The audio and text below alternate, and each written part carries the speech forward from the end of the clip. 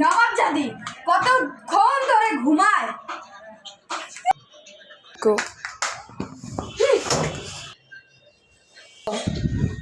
ভাবি জানেন এটা আমি 500 টাকা দিয়ে কিনেছি।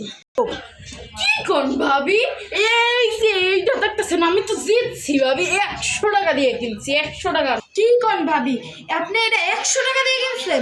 ওই লোকে আমার ঠকাইছে। নবাব জাদি তুই অমৃত এনয়ে হিয়ারছো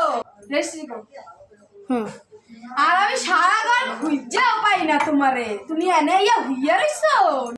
ওমেথে আমি এনে হইতাম না, তুমি ওমেথে আমার চাদরটা লয়ে তুমি কি হল্লা? ওই পাশের বাসার ভাবি আসছিল, তাই তোর চাদরটা নিছিলাম। ওই ভাবি কইছে যে আমি যে দোকান থেকে আনছি ওই দোকান থেকে নাকি ভাবিও আনছে, তেলাই তোর থেকে নিয়ে দেখাইছি। ওই ভাবি কয় যে ওরা নাকি জিতছে, 100 টাকা দিয়ে ওই চাদরটা আনছে, মুই 500 দিয়ে আনছি। দেখ কত ওই বেড়া মুরে ঠহাইছে, ওই বেড়ারা মুই ফায়াল বুঝো।